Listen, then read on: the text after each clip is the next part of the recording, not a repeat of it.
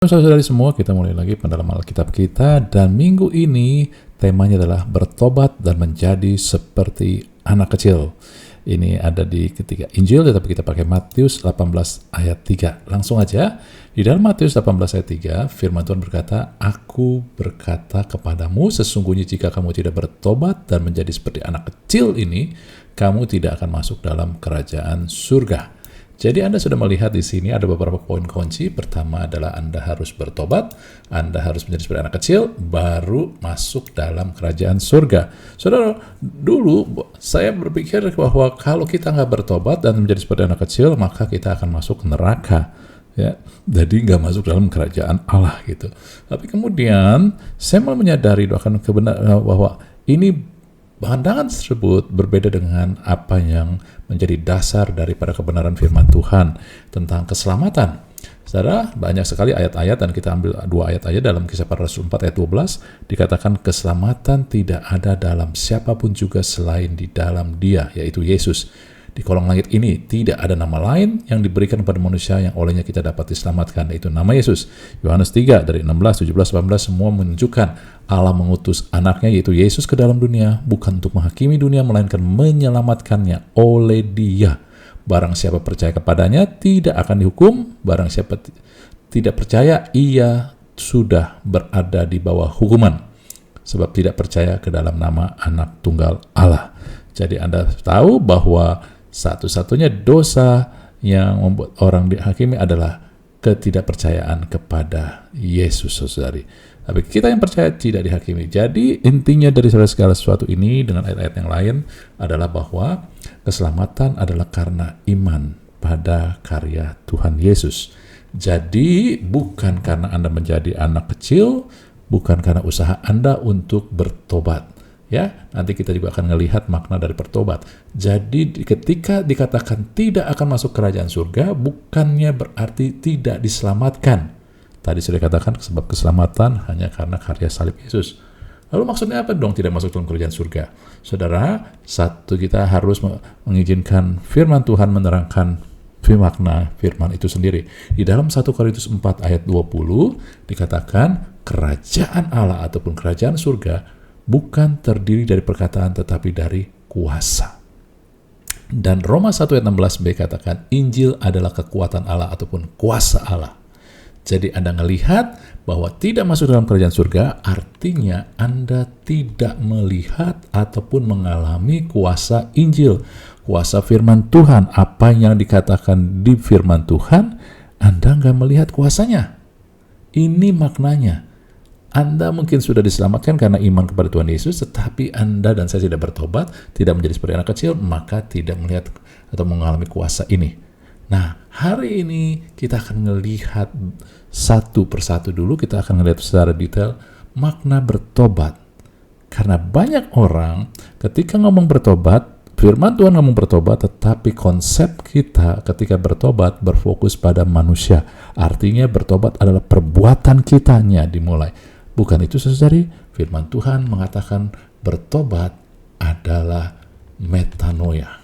Kata bertobat ini metanoia. Kita akan bahas metanoia artinya pembaruan pikiran, memiliki pikiran yang baru, pikiran yang sesuai dengan firman Tuhan, pola pikir yang sesuai dengan firman Tuhan. Itulah metanoia.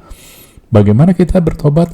Bukan dimulai dengan perbuatan, tetapi dimulai dengan pola pikir. Ketika pola pikir Anda benar, maka perbuatan kita akan mengikuti, saudari. Tetapi ketika pola pikir kita salah, walaupun Anda berbuat baik, membuat yang sesuatu, tetapi punya motivasi salah, di mata Tuhan, itu tetap dosa, itu tetap nggak benar artinya ya. Kalau sebab itulah, prinsip daripada kerajaan Allah, kerajaan surga, bukan melihat yang kelihatan di depan, tetapi melihat yang di dalam. Dan di dalam kita adalah pola pikir itu. Kita bisa aja datang ke gereja dengan rajin baca Alkitab, tetapi pola pikir nggak berubah. Itu tidak membawa manfaat, karena kerajaan Allah baru terjadi kuasanya ketika Anda bertobat, memiliki pikiran baru, pola pikir baru. Dalam Roma 12 ayat 2 dikatakan, janganlah kamu menjadi serupa dengan dunia, tetapi berubahlah. Kata berubah ini memakai tensesnya adalah present continuous tense. Kalau Anda yang bahasa Inggris, Anda ngerti, maksudnya adalah berubah terus menerus berubah. Perubahan bukan suatu proses sekali peristiwa. Perubahan adalah suatu proses perjalanan hidup Anda terus menerus. Ya, oleh pembaruan budimu, pembaruan pikiranmu, sehingga kamu, tujuan berubah ini, saudara-saudari, adalah kamu dapat membedakan mana kehendak Allah, apa yang baik, berkenan pada Allah, dan yang sempurna. Amin. Jadi ketika kita bertobat, yaitu kita mengizinkan pola pikir kita diubahkan sesuai dengan firman Tuhan, maka kita bisa bedakan kehendak Allah. Dan itu mulai dari apa yang baik, berkenan, dan sempurna. Ya, kita lihat satu persatu. Kenapa ini penting? Ini penting untuk Anda tahu apa yang harus diubah dalam pola pikir ini.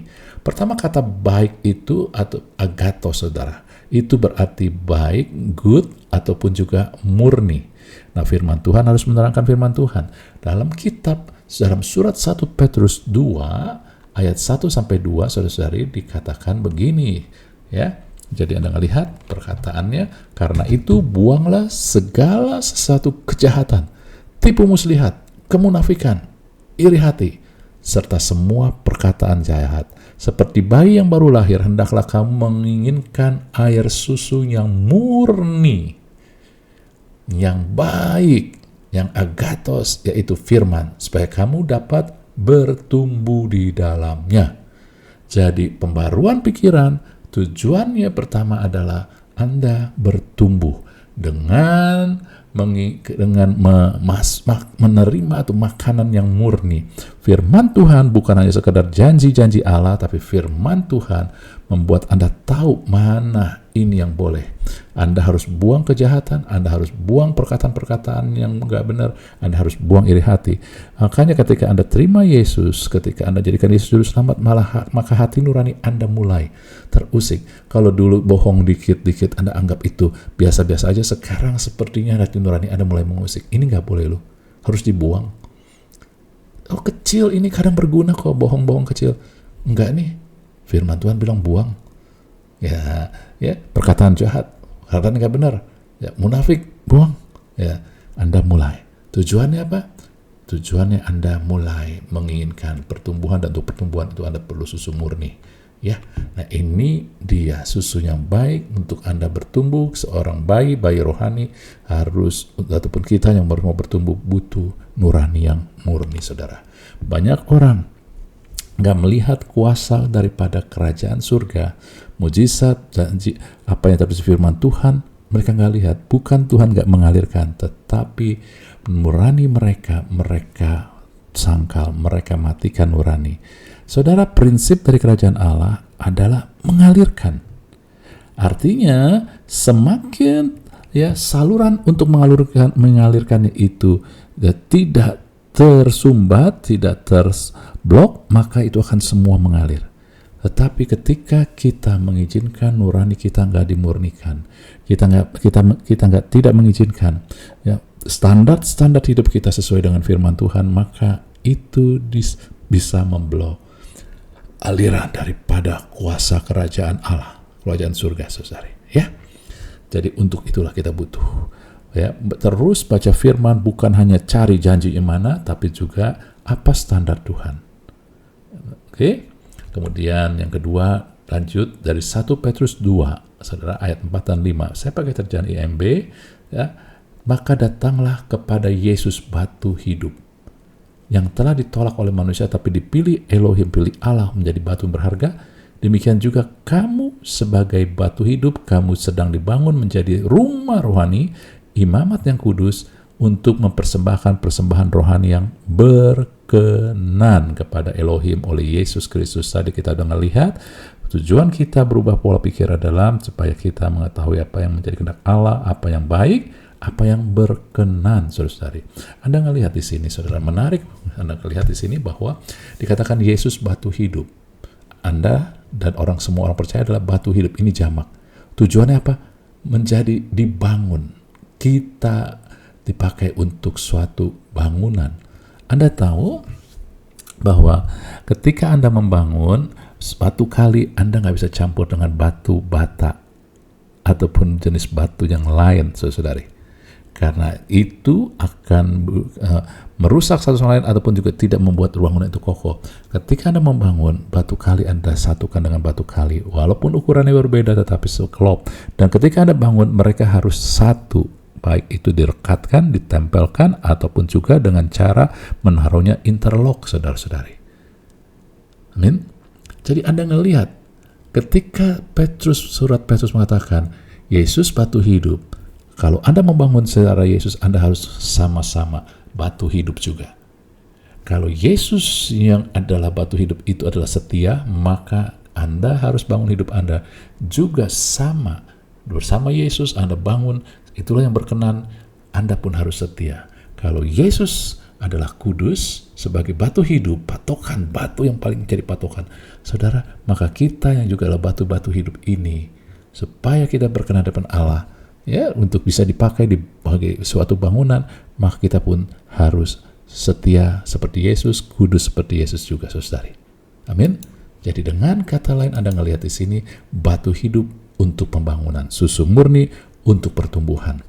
Bagaimana kita lihat bahwa supaya berkenan, yaitu Anda bersatu, suatu batu baru bisa dipakai buat bangunan ketika dia bersatu dengan lain, satu sama lain. Dan lebih lagi adalah ketika Anda bangun, selalu ada satu batu yang menjadi patokan, batu yang menjadi kayak batu penjuru, dan itulah Yesus. Yesus batu hidup, Anda pun harus jadi batu hidup, saudara. Amin ya. Artinya Anda punya karakter yang sama, kesamaan nature dengan Tuhan.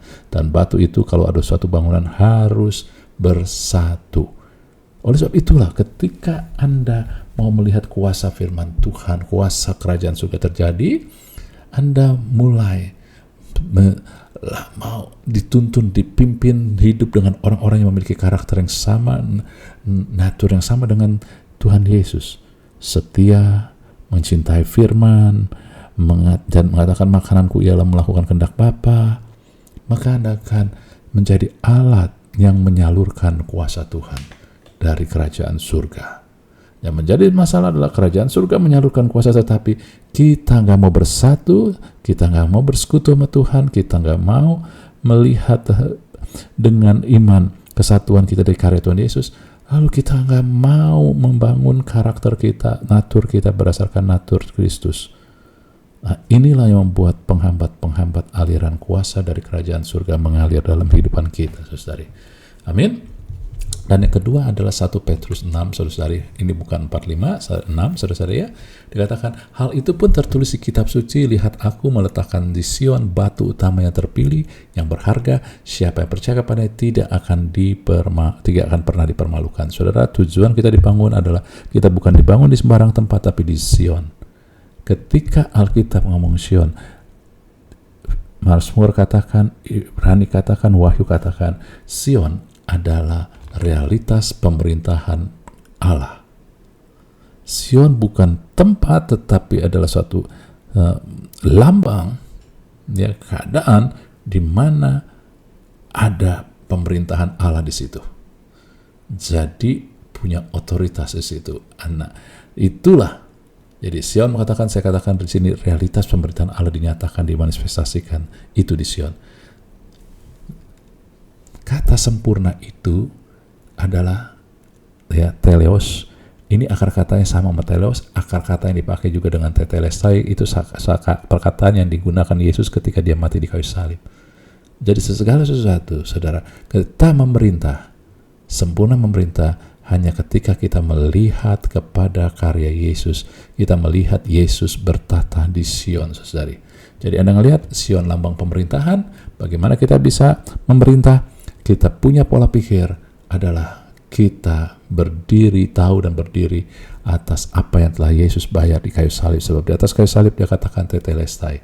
Saudara, teleos dalam bahasa tadi Roma 12 ini, saudara, ayat 2. Jadi Anda melihat, semakin kita mengizinkan pola pikir ini, kita ubah pola pikir kita yang bertentangan dengan ini, maka kita akan semakin melihat kuasa kerajaan Allah dialirkan, mengalir malah kita, saudari. Dan ingat, pembaruan itu bukannya suatu proses sekali waktu doang, tetapi terus-menerus. Dan ketika Anda diperbarui, bukannya sekedar hanya Anda bertumbuhan dulu baru selesai baru pembangunan. Enggak, terus-menerus. Pertumbuhan Anda, standar Anda sama makin lama makin tinggi. Standar hidup kita bukan artinya secara materi, tetapi secara rohani, moral, saudara ya.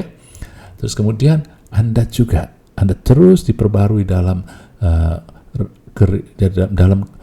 cara kita membangun hidup ini, dan kita melihat kesatuan dengan Kristus dan kesamaan dalam natur.